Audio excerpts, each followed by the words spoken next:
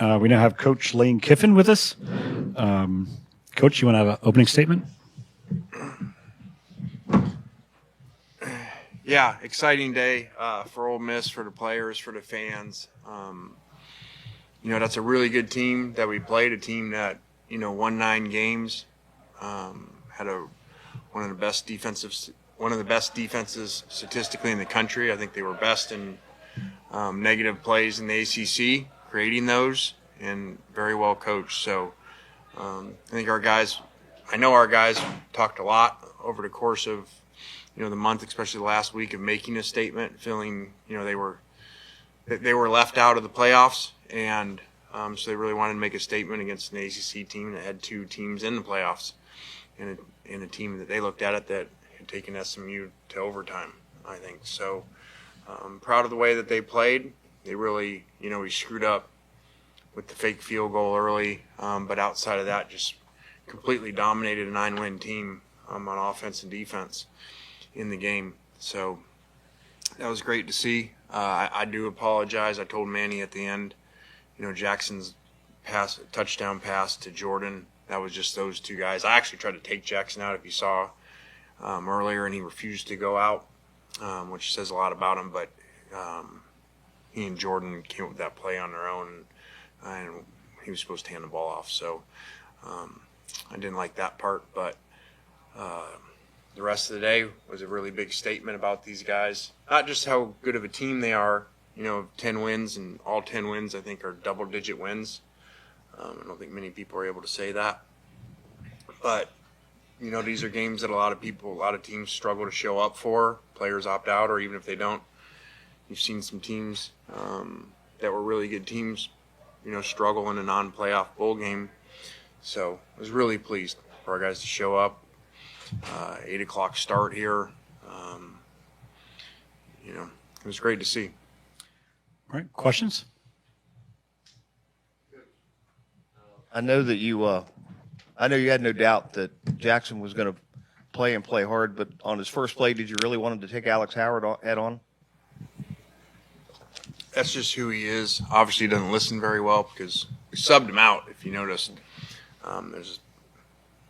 Austin comes in and he just waves him off. So I think kind of when, it's kind of when the kids get a certain age, they don't listen to you as well. I feel like that was kind of the case today with his touchdown pass and running people over instead of sliding and then not coming out of the game. But he's awesome. I hope that, said at the beginning of the year, regardless of how wins and losses go, I hope that our fans appreciate this time frame of what's going on with Ole Miss football, but specifically this quarterback, and the all-time winningest quarterback, all-time most yards, and that's special. Played football a long time with some really good quarterbacks. So just really hope everybody appreciate what they saw statistically in the play, but what they saw from a competitor and leader that a lot of guys wouldn't even played in the game. Right. Lane, your team kind of returned to a bygone era of college football with guys opting into the game rather than opting out. What do you have to say about guys like Jackson and JJ and Jared, some of the ones who built the foundation of this team that you're building, and them not only playing, but what they've done throughout the course of their time at Ole Miss? Yeah, I think it was amazing, statement of what they did, because you had some guys that had been here a while, like you mentioned, Ivy and JJ and Jackson and some others that even Bentley had talked about preparing for the draft. So you had a lot of, but they had been here a while. Then you have newer guys like Walter Nolan, potential first-round pick, Princely, really high pick, that played. And I met with Walter at half and said, okay, now, you should come out now. And he still went and played in the first couple series of the second half. That just doesn't, like you said, I told them last night, you are an old school football team in that mentality. Like, you actually care about your team and your brothers in the locker room, and you're playing for them. And that doesn't happen very much anymore, unfortunately. I told them, I said, actually, that's how it always was. They didn't realize that. Right. Lane, this is your guys' third 10-win season in 4 years. It's just the 10th in Ole Miss history in the 100 and whatever years that it's been. What does that sort of history mean to you and what you guys have built here in just 5 years? Well, I think that says a lot. I think it says A lot too, because the SEC is so competitive now, and you got even newer teams in the SEC. Since way back then, probably four have come in, two just in the last year or so. It just says a lot about these players in this era to do that, and that says a lot about the commitment from the chancellor, from Keith when they hired us, and then continual commitment throughout that process. Not just okay, here's the job. But then we needed things, we needed things with facilities. We needed things with staff budget to be able to get coaches like we have and be able to get Pete Golding to come. And they've given us everything we've ever asked for. Lane, you mentioned in the trophy presentation that, you're just getting started, that you're building for next year, that kind of thing. You obviously lose a lot of not just players but leaders off of this team. How difficult will it be to build to replace those guys and to, kind of build without taking a step back? Yeah, I probably wouldn't have been so confident if we hadn't done some of this before. I feel like when Matt Corral left, I feel like a lot of people kind of thought, well, here comes, we're going to have this downswing, and that was just kind of a Matt Corral thing.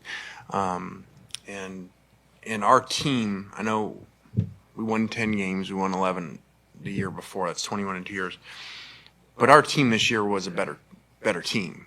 We lost 3-1 score games. Two of them we have the ball up by 4.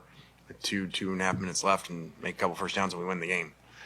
And so the team before went 4-0 in 1-score games. So we were actually a better team. As you look at now, you got 10 wins of double-digit wins. That doesn't happen very often with SEC teams and a good bowl team. So my point is we can keep getting better,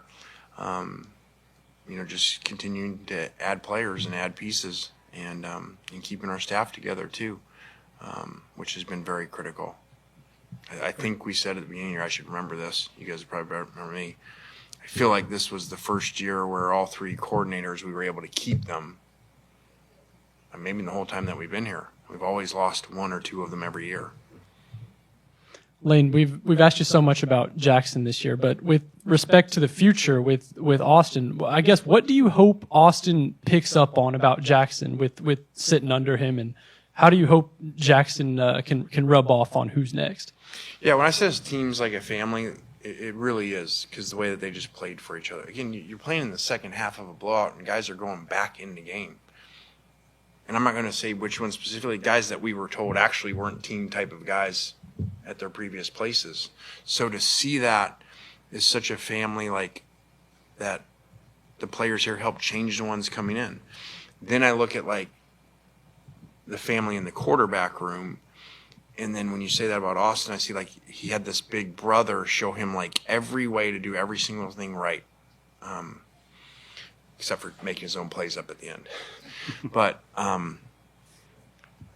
so that's so valuable. It's one thing just to learn how a guy works, but how he prepares, how he works, how he treats people, how he wins his team over.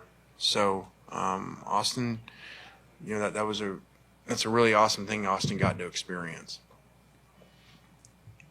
That throw from Jackson where he was fading left and threw it 51 yards to Watkins, from our vantage point, it's pretty spectacular. Just how special is a throw like that? Yeah, that really was an amazing throw. And he'd had a great couple weeks of practice. He was hurt. I don't remember exactly how many games, but then he was hurt with his ankle and wasn't the same. And he got hit pretty hard in that Florida game. It wasn't the same in the fourth quarter in that game, and then limped around kind of the Egg Bowl. So him having a full month, being full strength, he showed how he played earlier before he got hurt. And again, we had some bad breaks this year, and the best receiver in the country wasn't even out there, just like he wasn't out there for, I think he played in 5 games. So, for Jackson to do that, set those records without not having him after 5.5 games or something is amazing. In the back. Lane, this whole year you could say has been deeply affected with your team, with the transfer portal adding all those guys, and then also Duke being down their top 2 quarterbacks. What are your overall thoughts on the transfer portal, and specifically, I mean, you had to add guys when you're also prepping for Duke in December. What are your overall thoughts on maybe the timing of that as well? Yeah, I think it's, as I mentioned, a really broke system that's got to be fixed. And, you know, to have portal, and we lost guys, you know, going in the portal, a couple defensive starters, or a couple starters, you know, that went in the portal that would have been playing. So it kind of affected us as well as them, you know, especially their quarterback situation. But that's why I was proud of our offense. That was a really good defense that caused a lot of problems that didn't have any opt-outs. So them not having their quarterback, you know, didn't have anything to do with, you know, whatever it was, 589 yards of offense. That was our offensive players playing really well against a really good defense with a tough scheme. So was really pleased by that. Last two questions. Any other questions?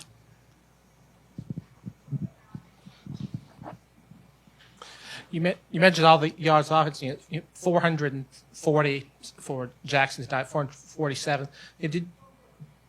Where do you feel like this ranks as far as the games you've seen him play over the years? I mean, it's a pretty special way to go out.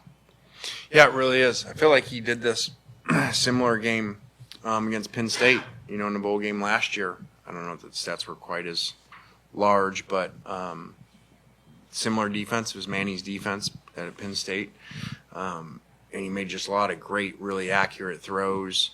Players made plays for him. Trey was playing that day, but you know, this was a really, really good game. He had the one kind of lateral called back that screwed up the one drive, but 27 of 35 for 404, 4 touchdowns, no interceptions.